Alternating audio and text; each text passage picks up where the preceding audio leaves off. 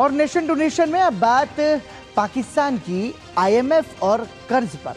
अपनी अर्थव्यवस्था को जिंदा रखने वाला पाकिस्तान वित्त वर्ष 2025-26 की पहली तिमाही में 3.7% आर्थिक विकास दर का दावा कर रहा है, लेकिन उसके झूठे दावे का सच अब सामने आ गया है।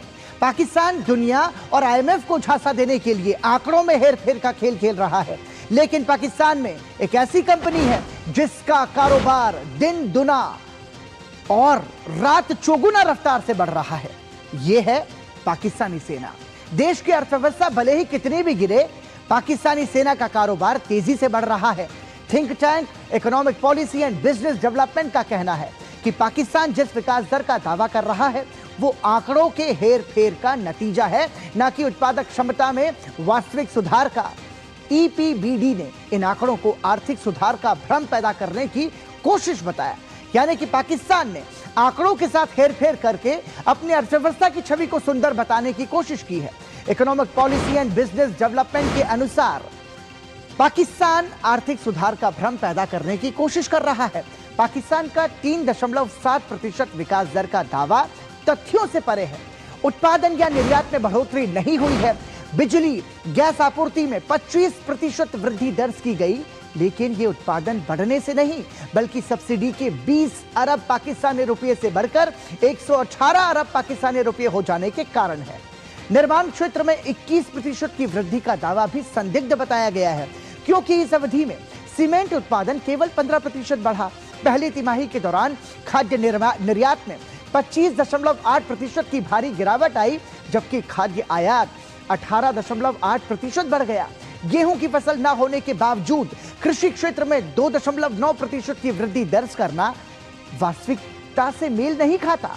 थिंक टैंक ने घरेलू विकास के दावों और व्यापार के संकेतकों के बीच बड़े अंतर की ओर भी इशारा किया है। रिपोर्ट के मुताबिक वित्त वर्ष की पहली छमाही में आयात 11% बढ़े, जबकि निर्यात करीब 9% घटे। यानी तथ्य इस बात की गवाही दे रहे हैं कि पाकिस्तान की अर्थव्यवस्था में सुधार के आसार अभी दूर दूर तक दिखाई नहीं दे रहे हैं और पाकिस्तान खोखले दावे कर रहा है। और इसका सबूत आईएमएफ की एक रिपोर्ट में भी है, जिसमें उसने पाकिस्तान की जीडीपी का अनुमान कम करके दिखाया है। आईएमएफ ने पाकिस्तान की जीडीपी 3.2% से घटाकर 3% कर दी है और यह तेजी से बढ़ती जनसंख्या वाले देश के लिए चिंताजनक खबर मानी जा रही है। रिपोर्ट में बताया गया है कि चालू वित्त वर्ष के पहले 5 महीने में बड़े पैमाने पर विनिर्माण क्षेत्र में 1.25% की गिरावट दर्ज की गई और निर्यात भी धीमे पड़ते दिखाई दे रहे हैं। विदेशी ऋण और अन्य बाहरी सहायता के अलावा पाकिस्तान की अर्थव्यवस्था के तेजी से बढ़ने का एकमात्र भरोसेमंद साधन प्रवासी श्रमिकों से भेजे गए रेमिटेंस है। रिपोर्ट में कहा गया कि सरकार के लिए विदेशी निवेश आकर्षित करने और गैर उत्पादक सरकारी उद्यमों के बोझ को कम करने के लिए कठिन आर्थिक सुधार करना अनिवार्य है, लेकिन कम वृद्धि, निवेश और प्रतिस्पर्धी कंपनियों के बिना स्थिरता लंबे समय तक नहीं टिक सकती।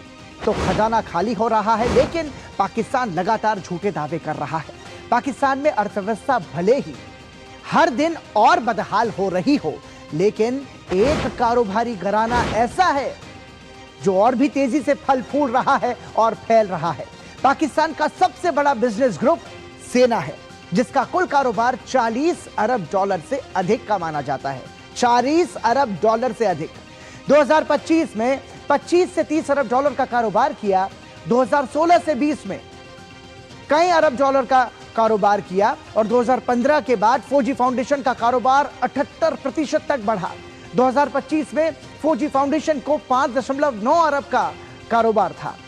और आपको हम ये लगातार बताने की कोशिश कर रहे हैं कि पाकिस्तानी सेना का मुनाफा जो है वो कितना ज्यादा है, मतलब अरबों में पाकिस्तानी सेना का मुनाफा है। और पाकिस्तान की जो सेना है वो हम ये कह सकते हैं कि बहुत बड़ा कारोबार करती है। तो ये सबसे ज्यादा महत्वपूर्ण है। और अब आपको बता दें, दरअसल ये आपको पूरी बात जानकर हम कह रहे हैं आपको हैरानी होगी कि पाकिस्तानी सेना दूध से लेकर सिविल एविएशन तक चलाती है। मतलब आप समझने की कोशिश कीजिए, पाकिस्तानी सेना करीब 50 कंपनियों को चला रही है। सेना का कारोबार 40 अरब डॉलर से ज्यादा का है। एक तरीके से पूरी तरीके से संपन्न है और समृद्धि से भरी हुई है। फौजी फाउंडेशन के पास $35 मिलियन की संपत्ति है। मतलब एक तरीके से पाकिस्तानी जनता बदहाल है, लेकिन सेना जो है वो मजे में है। पाकिस्तान की सेना देश की सबसे बड़ी रियल एस्टेट डेवलपर भी है। आप ये भी समझिए, कभी आपने सोचा किसी देश की सेना इस तरीके का व्यापार करती हो? देश के 8 बड़े शहरों में डिफेंस हाउसिंग अथॉरिटी जो है वो पाकिस्तानी सेना के पास है। बिजनेस से होने वाला जो फायदा है वो रिटायर्ड फौजियों में बांट दिया जाता है। मतलब सारा प्रॉफिट जो है वो पूर्व सैनिकों के परिवारों को बांट दिया जाता है और पाकिस्तानी सेना करीब 50 कंपनियों को चला रही है। तो आप जरा समझने की आप एक तरीके से कोशिश कीजिए कि किस तरीके से पाकिस्तान की जो सेना है वो माला माल हो रही है।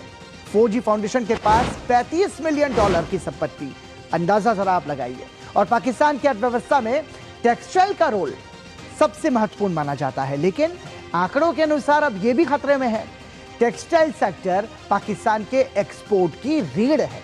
नवंबर 2025 में पाकिस्तान के निर्यात में साल दर साल 14% से ज्यादा की गिरावट दर्ज की गई है। यह लगातार चौथा महीना है जिसमें गिरावट के संकेत हैं। वित्तीय वर्ष के पहले 5 महीनों में निर्यात जो है वो पिछले साल के $13.7 अरब से घटकर $12.8 अरब रह गया, जबकि इसी समय में आयात बढ़कर $28 अरब के पार पहुंच गया। अकेले नवंबर में व्यापार घाटा $2.86 अरब दर्ज किया गया, जो एक साल पहले की तुलना में 33% ज्यादा है।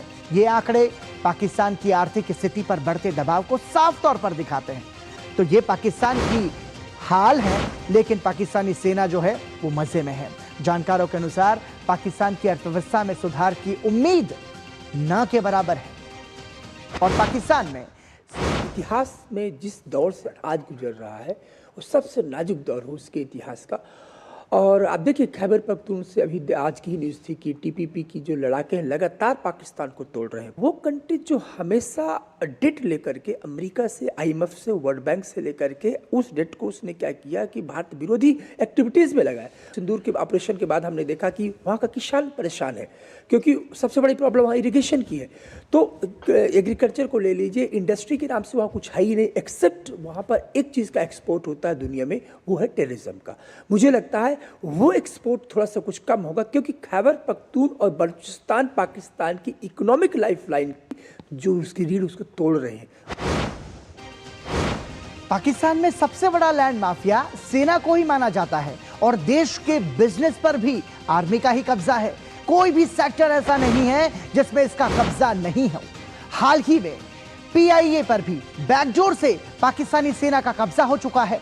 पाकिस्तान की राजधानी इस्लामाबाद में सेना के पास करीब 16,000 एकड़ और कराची में 12,000 एकड़ जमीन है। तो पाकिस्तान की सेना पूरी तरीके से मालामाल हो रही है। अब आपको हम बताते हैं कि पाकिस्तानी सेना का जो कारोबार है वो किन किन सेक्टर्स में है। तो आपको हम जानकारी दे रहे हैं, civil aviation, cement, fertilizer, banking, dairy, transport, housing, shipping, इन सभी में पाकिस्तानी सेना जो है वो सबसे बड़ी संस्था है।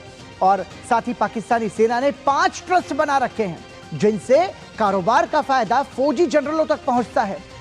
अब आप समझने की कोशिश कीजिए कि सारा खेल ये किस तरीके से चल रहा है। Fauji foundation, army welfare trust, Shaheen foundation, Bahria foundation के जरिए पाकिस्तानी सेना के बड़े कारोबार को नियंत्रित किया जाता है। आर्मी वेलफेयर ट्रस्ट को 16 कंपनियां चलाती हैं, जबकि फौजी फाउंडेशन को 15 कंपनियां चलाती हैं। एयरफोर्स का शाहीन ट्रस्ट 11 कंपनियों को चलाता है और इसी तरह से बहरिया फाउंडेशन नौसेना के रिटायर्ड अधिकारियों का ट्रस्ट है। यानी सेना के हर अंग के पास अपना कारोबार और अपना ट्रस्ट है। तो पाकिस्तानी सेना का जो कारोबार है वो अपने आप में कहीं ज्यादा फैला हुआ है। और साथ ही जानकारों का मानना है कि पाकिस्तान के लिए सबसे बड़ी आस बलूचिस्तान है, लेकिन हालात ऐसे हैं कि वहां भी उसे राहत मिलने की उम्मीद नहीं है। बलूचिस्तान के लोग खुला पत्र लिखे, भारत को उन्होंने तो खुला पत्र लिखा कि आप हमारे साथ आइए और हम बांग्लादेश बनना चाहते हैं, 1971 वाला बांग्लादेश, ये बांग्लादेश नहीं। तो मुझे लगता है इस इकोसिस्टम पे, इस जियोपॉलिटिकल जो इकोसिस्टम है, ऐसे नज़र में, ऐसे कॉन्टेक्स्ट में हम ये कहें कि नहीं इसकी इतनी ग्रोथ रेट है, तो हो सकता है कि मुनीर के लिए ये जो ये पब्लिश किया गया हो कि सेटिस्फेक्शन के लिए, कि सच्चाई कुछ और है। सच्चाई ये है कि पाकिस्तान ब्लीड कर रहा है, उसका जो तासीर है आतंक की, वही आतंक उसको आज चोट पहुंचा रहा है। और इसी के साथ रुक रहे हैं एक छोटे